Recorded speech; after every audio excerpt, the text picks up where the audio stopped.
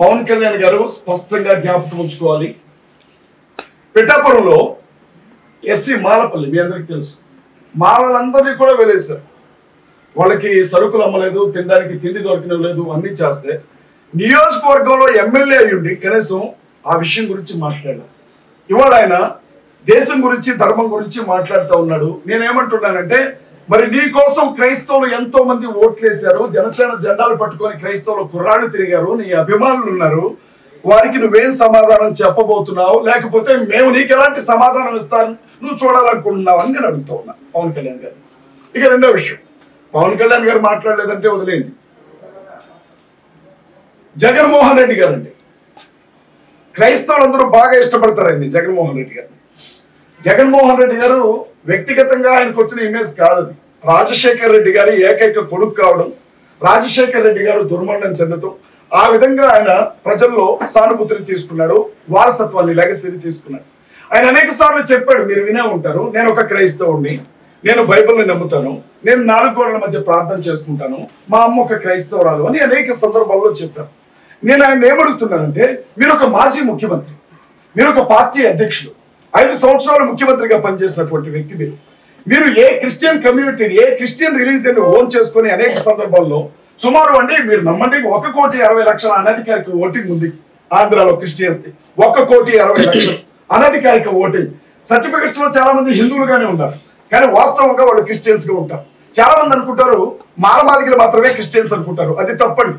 బీసీలో క్రిస్టియన్స్ ఉన్నారు, ఎస్టీలో క్రిస్టియన్స్ ఉన్నారు, కమ్మల్లో క్రిస్టియన్స్ ఉన్నారు, రెడ్లలో క్రిస్టియన్స్ ఉన్నారు, వెలమల్లో క్రిస్టియన్స్ ఉన్నారు, రిలీజియన్ పరంగా అనేక కులాల్లో క్రిస్టియన్స్ ఉన్నారు. వీళ్ళందరూ కూడా జగన్మోహన్ రెడ్డి గారిని ఎవరేమనుకున్నా మావాడు అనుకొని పల్లకిలో తీసుకుని వెళ్ళి ముఖ్యమంత్రి పదవిలో కూర్చోబెడితే, మణిపూర్ లో అంత పెద్ద విధ్వంసం జరిగినప్పుడు భారతీయ జనతా పార్టీకే మద్దతు పలికాడు తప్ప వ్యతిరేకంగా ఓటు వేయాల. అప్పుడే అందరి మనసు విరిగిపోయింది దాని మీద. కానీ తన సొంత రాష్ట్రంలో ఒక గొప్ప దైవజనుడు అనుమానాస్పద స్థితిలో చనిపోయి ఉంటే నోరు తెరచి ఇది హత్యనా, ఇది యాక్సిడెంట్నా, నా తోటి క్రైస్తవులు నన్ను గెలిపించిన వారు, నాకు అండగా నిలబడిన వారంతా ఏడుస్తున్నారు, ఏడవడమే తప్ప ఏమి చేయడం చేతగాని వాళ్ళు, నేను మాట్లాడాలని ఒక్క మాట అంటే ఒక్క మాట కూడా జగన్మోహన్ రెడ్డి మాట్లాడారు. రేవంత్ రెడ్డి గారు మన చిలకూరు బాలాజీ టెంపుల్ చాలా ఫేమస్ కదండి, వేసాల దేవుడు అని అంటారండి. ఆ టెంపుల్ పూజారి గారిని వీర రాఘవరెడ్డి ఆయన పేరు ఏదో ఉంది, ఆయన పట్టుకొని కొడితే ప్రతిపక్షాలు కదిలాయి, అధికార పక్షాలు కదిలాయి, కేసులు నమోదు చేశారు, అరెస్ట్ చేశారు. రేవంత్ రెడ్డి గారు ఫోన్ లో మాట్లాడారు, మీరు భయపడకండి రంగరాజన్ గారు, నేను మీకు తోడుగా ఉన్నాను అని చెప్పారు. నేను కాంగ్రెస్ పార్టీలో ప్రచార కమిటీ స్టేట్ కోఆర్డినేటర్ గా ఉన్నానండి, ఇప్పుడు కూడా ప్రజెంట్ కూడా, ఇంకా నేను రాజీనామా చేయలేదు, ఈ వేదిక మీద నేను దాన్ని ప్రకటించబోతున్నాను. అలాంటి రేవంత్ రెడ్డి గారు తెలంగాణకి సంబంధించిన ఒక మనిషి దిక్కులేని స్థితిలో అక్కడ ఒక శవంలా పడిపోయి ఉంటే ఏం జరిగిందని ఒక్క మాట కూడా మాట్లాడలేదండి రేవంత్ రెడ్డి గారు. కేటీఆర్ గారు బీఆర్ఎస్ పార్టీ అధ్యక్షుడు ఒక్క మాట కూడా మాట్లాడలేదండి. నేను అడుగుతా ఉన్నా, మేమేమన్నా కుష్ఠరోగులమా, క్రైస్తవులను ఏమైనా వెలేశారా ఆంధ్ర తెలంగాణ రాష్ట్రాల్లో, మేమేమన్నా అంటరాని వారం అయిపోయామా, మమ్మల్ని మీరు ముట్టుకుంటే మా గురించి మాట్లాడితే కూడా మీకు మైలు తగులుతుందా అని నేను అడుగుతూ ఉన్నాయి. వాళ్ళు అంటే మేము ఓట్లు వేయడానికి తప్ప క్రైస్తవులు దేనికి పనికిరాదు సార్, మేము పిచ్చోళ్ళం సార్. మా పాస్టర్లు ఏం చెప్తారో తెలుసా, సంఘాల్లో ఏమంటారో తెలుసా, మనకి రాజకీయం ఎందుకు అని అంటారు. మా పాస్టర్స్ ఏమంటారంటే, మన బైబుల్ మనకి చెప్పింది రాజకీయం చేయమని కాదు, ప్రార్థన చేయమని అని అంటారు. అలాంటి పాస్టర్లని ఆంధ్ర తెలంగాణలో పట్టుకొని కొట్టిన అనేక సందర్భాలు ఉన్నాయి, చర్చిల్ని పడగొట్టిన అనేక సందర్భాలు ఉన్నాయి, బైబుల్ గ్రంథాలను తగలబెట్టిన అనేక సందర్భాలు ఉన్నాయి, అనేక యూట్యూబ్ ఛానల్స్ లో నోటుకొచ్చినట్లుగా మాట్లాడిన సందర్భాలు ఉన్నాయి. ఏ రోజు కూడా ఏ పాస్టర్ రోడ్డు మీద ధర్నా చేయలేదు. అలాంటి పాస్టర్స్ చివరికి ఓటు వేసే సమయానికి కొంతమంది కాంగ్రెస్ కి, కొంతమంది బీఆర్ఎస్ కి, కొంతమంది టీడీపీకి ఓట్లు వేసుకుంటూ వచ్చాం. మేము మా పార్టీలు అనుకున్నాం, కానీ పార్టీలన్నీ కూడా క్రైస్తవుల విషయానికి వచ్చేసరికి మీరు దేనికి పనికిరాని చెత్త నా కొడుకులురా, మీకోసం మాట్లాడడానికి ఇక్కడ ఎవరు లేరు, మీరు అనాథ నా కొడుకులు రాని మా క్రైస్తవుని అవమానించాయి ఆంధ్ర తెలంగాణ పార్టీలు. కాబట్టి మేమేమనుకుంటున్నామంటే, ఇన్ని రోజులు హనుమంతుడికి తన బలం తెలియదంట, హనుమంతుడిని ఎవరైనా పొగిడితేనే తన బలం ఏంటో తనకు తెలుస్తుందట. క్రైస్తవులకు కూడా వాళ్ళ బలం ఏంటో వాళ్ళకి తెలియదు. అంబేద్కర్ గారు చెప్పారు, బాబాసాహెబ్ అంబేద్కర్, అధికారం కోసం పోరాడిన ఏ జాతి కూడా మనుగడ సాగించలేదు అని. ఇవాళ మేము ఒకటే చెప్తా ఉన్నాం, ప్రతి అసెంబ్లీ నియోజకవర్గంలో నుంచి క్రైస్తవుల ఓట్లు ఎన్ని ఉన్నాయో బయటికి లెక్క తీస్తాం. ఆంధ్రలో, తెలంగాణలో క్రైస్తవుల ఓటింగ్ పర్సంటేజ్ ఎంత ఉందో లెక్క తీస్తాం. మా ఓట్లు మీకు వద్దు కదా, 2% తో ఓడిపోయిన జగన్మోహన్ రెడ్డి గారి జ్ఞాపకం చేసుకోవాలి. మా ఓట్లు మీకు వద్దు కదా, జస్ట్ 1% తో ఓడిపోయిన ఎమ్మెల్యేలు జ్ఞాపకం చేసుకోవాలి. ప్రతి నియోజకవర్గంలో ఉన్నటువంటి మా క్రిస్టియన్ ఓట్స్ అన్నింటినీ బయటికి తీస్తాం. ప్రజాస్వామ్యవాదులైన హిందువులకు ఏం జరుగుతుందో చెప్తాం. ఇప్పటికీ కూడా నోట్లో మూత్రాలు పోయబడుతూ అవమానించబడుతున్న దళితులకు ఏం జరుగుతుందో చెప్తాం. భారతదేశంలో పుట్టినంత మాత్రాన ఈ దేశ భక్తి ఉండదు. భారతదేశంలో పుట్టినంత మాత్రాన వీళ్ళు ఈ దేశ ప్రజలు కారు, వీళ్ళు ఎప్పుడు పాకిస్తాన్కే ఒత్తాడు పలుకుతారు అని మాట్లాడుతున్న ముస్లిం సహోదరులు కూడా కలుపుకుంటాం.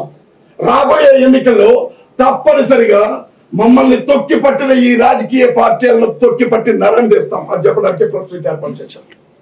ఎట్టి పరిస్థితుల్లో వదిలిపెట్టాం రాజకీయ పార్టీ. మీరు అనుకోవచ్చు ఇది సాధ్యమేనా? రాజకీయం అంటే డబ్బుతో కూడుకుంది, కులంతో కూడుకుంది, మతంతో కూడుకుంది, ప్రాంతంతో కూడుకుంది, ఇది సాధ్యమేనా అని మీరు అనొచ్చు. అయితే క్రైస్తవులు ఎప్పుడూ ఒక గీత వెనుకుంటారు. ఆ గీత దేవుని మాట. ఆ గీత దాటి ముందుకు రారు. ప్రవీణ్ పగడాల గారి మరణం తర్వాత రాజకీయ పార్టీలు వేసిన ఎత్తులన్నీ చూసిన తర్వాత ఆ గీత తెగింది క్రైస్తవ సమాజానికి. ఇప్పుడు ఏమంటున్నారు తెలుసా? పాస్టర్స్ అంటున్నారు మేము పోటీ చేస్తాం రాబోయే సర్పంచ్ ఎన్నికల్లో. పాస్టర్స్ చెప్తున్నారు మేము పోటీ చేస్తాం రాబోయే ఎమ్మెల్యే ఎన్నికల్లో. మా ఒక్క ఓటు ఈ రాజకీయ పార్టీలకు పడ్డా మేము వ్యభిచారం చేసినట్లే. ఒక్క ఓటు కూడా ఆంధ్ర తెలంగాణలో వాళ్ళకి పడలేము. ఎట్టి పరిస్థితుల్లో వాళ్ళకి మా సపోర్ట్ దొరకదు అని చెప్తున్నారు. యునైట్ చేస్తాం ఖచ్చితంగా. ఇంకొక విషయం చెప్తాను, అవి చెప్పనా? నన్ను అరెస్ట్ చేసిన విషయం మీ అందరికీ తెలుసు. మీకు చాలా అనుమానాలు ఉంటాయి. మీరు నన్ను చాలా ప్రశ్నలు అడుగుదామని ఫిక్స్ అయిపోయి ఉంటారు. ఆల్రెడీ మేనిఫెస్టో తయారై ఒకసారి ప్రెస్ మీట్ జరిగింది.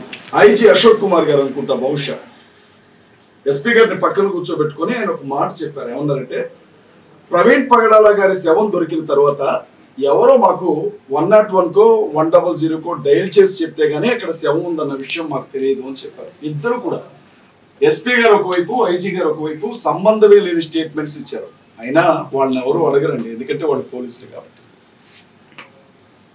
కొన్ని రోజులు గడిచిన తర్వాత ప్రవీణ్ పగడాల గారు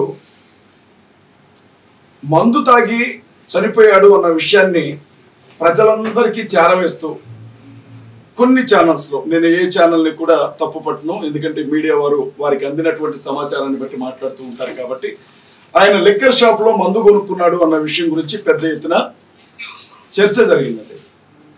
నేను ఇదే విషయాన్ని ఐజీ గారిని అడిగాను. సార్, ఆయన మందు తాగాడు, మందు కొనుక్కున్నాడు, లిక్కర్ షాపుల దగ్గరికి వెళ్ళి లిక్కర్ కొన్నట్లుగా ఒక సీసీటీవీ ఫుటేజ్ బయట వైరల్ అవుతుంది, మీరేమైనా మీడియాకి ఇచ్చారా అని అడిగాం. ఆ నెక్స్ట్ డేనే ఐజీ గారు అసలు ఆ ఫుటేజ్ మా దగ్గరికి రాలేదు, దాన్ని మేము విడుదల చేయలేదు అని చెప్పాం. ఆ తర్వాత ఏం జరిగిందో మీ అందరికీ తెలుసు. అది నకిలీ ఫుటేజ్ అని మీడియా వాళ్ళు ప్రకటించారు. ఇక మూడో విషయం, కీలకమైన విషయం, నాకున్న అనుమానం అండి. మళ్ళీ దేశద్రోహం కేసులు ఏం పెట్టద్దు దయచేసి నా మీద.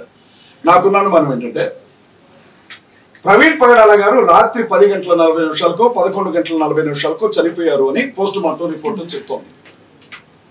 ఆ మనిషి రాత్రి 11:40 చనిపోతే ఉదయం 9 గంటల సమయంలో ఆయన ఫోన్ తీసుకొని ఆ ఫోన్ ని ఆయన చేతి వేలు ద్వారా అన్లాక్ చేశారు అని చెప్పారు.